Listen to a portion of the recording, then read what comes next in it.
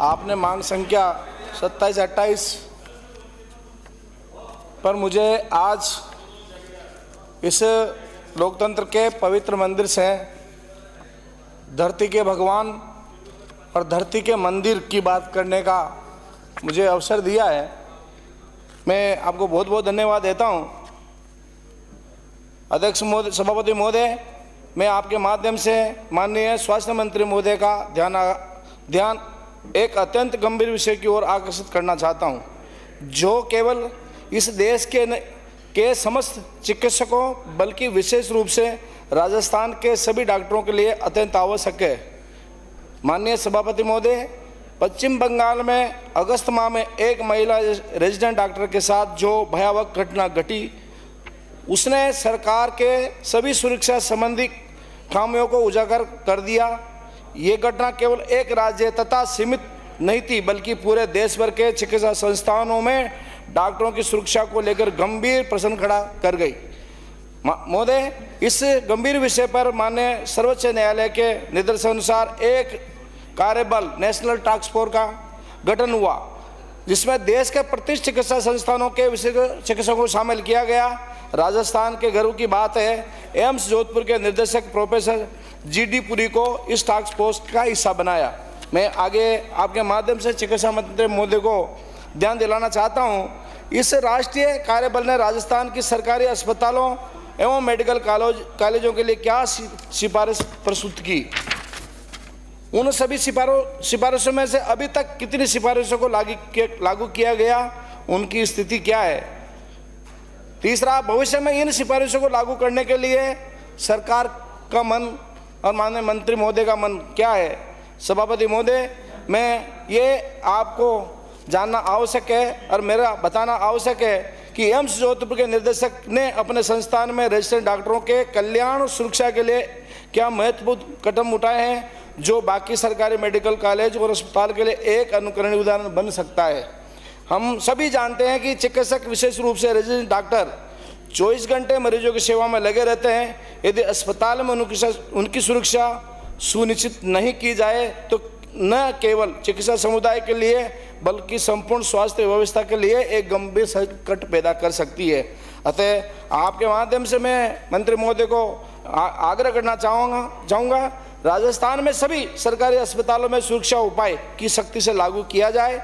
2, Rajasthan resident डॉक्टरों के लिए सुरक्षित कार्य सुनिश्चित करने हेतु आवश्यक नीति तुरंत लागू की जाए। एम्स जोधपुर के कार्य प्रणाली का अध्ययन करें, उसे अन्य अस्पतालों में भी लागू कर ठोस कदम उठाने की आवश्यकता है। माननीय सभापति महोदय, ये केवल डॉक्टरों की सुरक्षा का विषय नहीं, बल्कि पूरे स्वास्थ्य सेवाओं की गुणवत्ता, आमजन के हितों का जुड़ा हुआ मुद्दा है। यदि डॉक्टर सुरक्षित होंगे तो निश्चित रूप से मरीजों की सेवा कर सकेंगे, जिससे राज्य की स्वास्थ्य व्यवस्था अधिक सुदृढ़ की जा सकेगी। माने आपके माध्यम से मंत्री महोदय को अनुरोध करना चाहूँगा, इस विषय पर उचित कदम उठाकर प्रदेश के समस्त चिकित्सकों को आश्वासित करें।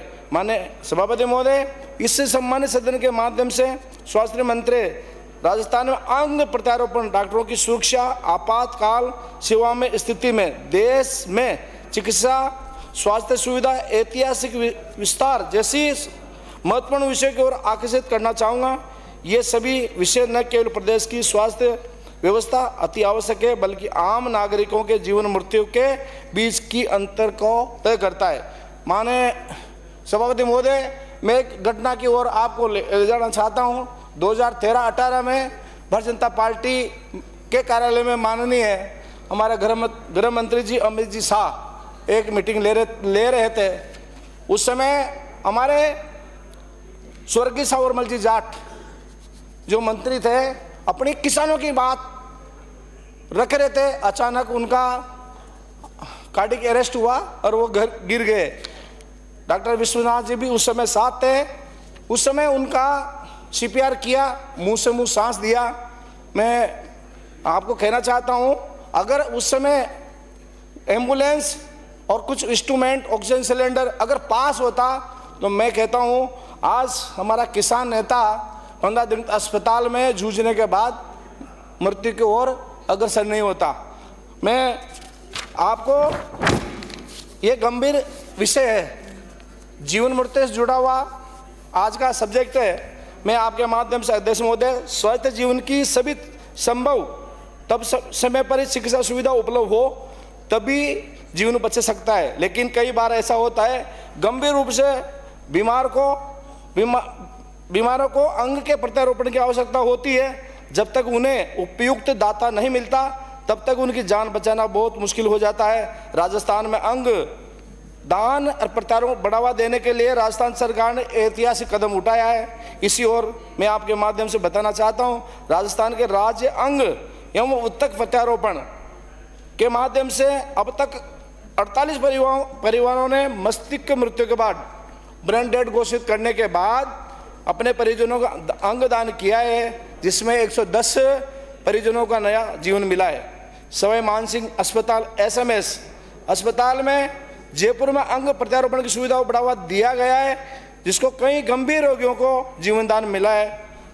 उदयपुर, कोटा, अजमेर, बीकानेर नए अंग दान केंद्र स्थापित किए हैं, जिससे अंग प्राप्ति प्रत्यारोपण की प्रक्रिया को और माननीय अध्यक्ष महोदय, मंत्री महोदय जो करना चाहते, इस प्रक्रिया को और सरल बनाने की आवश्यकता है।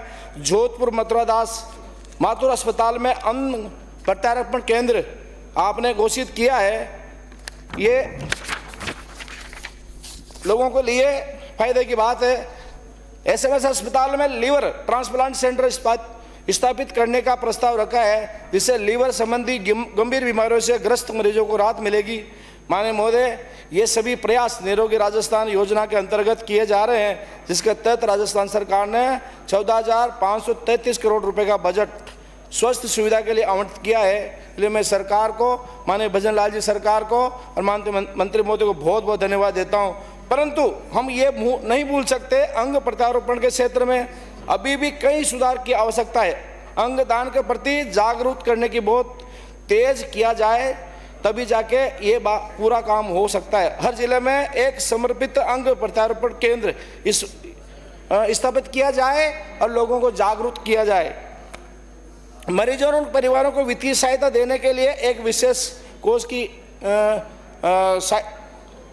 स्थापना की जाए, ताकि लोगों में और विश्वास पैदा हो जाए। डॉक्टरों की सुरक्षा और कार्यस्थल पर सुधार। माने अध्यक्ष महोदय, में डॉक्टर केवल पेशेवर नहीं होते, बल्कि वे समाज के लिए सेवाभावी योद्धा होते हैं। लेकिन असुरक्षित महसूस करने लगते हैं तो पूरे समाज में चिंता का विषय बन जाता है। मैं आपके माध्यम से मैं कहना चाहता हूँ, डॉक्टर धरती का भगवान है, और ये कोरोना काल में उन्होंने अपने परिवार को की चिंता छोड़कर और मरीजों को बचाने के लिए पूरी जान की बाजी लगाई है।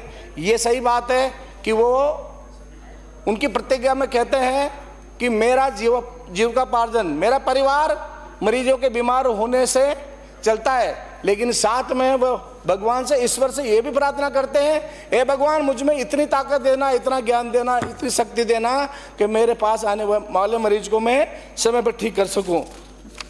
अध्यक्ष महोदय, मैं आपके माध्यम से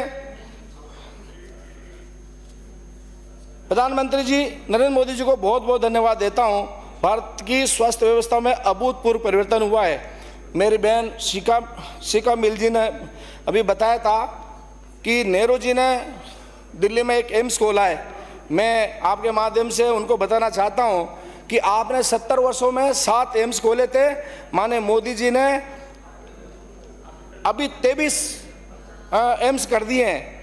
सन 1947 से और 14 तक मात्र 17 वर्षों में देश में 387 मेडिकल कॉलेज बने थे, लेकिन मोदी सरकार माने हमारे प्रधानमंत्री मोदी जी ने मात्र 10 वर्षों में इसकी संख्या बढ़ाकर 706 कर दी है।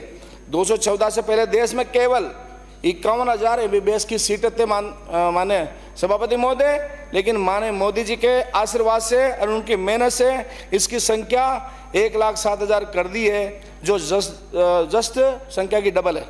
मैं आपके माध्यम से ये भी कहना चाहूँगा, राजस्थान में कई नए मेडिकल कॉलेज स्थापित किए हैं, जिससे प्रदेश के युवाओं को मेडिकल शिक्षा प्राप्त करने के अवसर बढ़ेंगे और रोजगार बढ़ेंगे। समाप्त कीजिए। मैं आपने मुझे एक बात कहकर मेरी बात को समाप्त करूंगा। माने वसुंधरा जी जब हमारे पूर्व मुख्यमंत्री थी, भामाशाह योजना के माध्यम से निःशुल्क प्राइवेट अस्पतालों में और सरकारी अस्पतालों में चिकित्सा सुविधा की बात की गई थी। माने मुख्यमंत्री अब मुख्यमंत्री चिरंजीवी योजना के माध्यम से श्रीमती शोभा रानी कुशवाहा। बोल भाई साहब।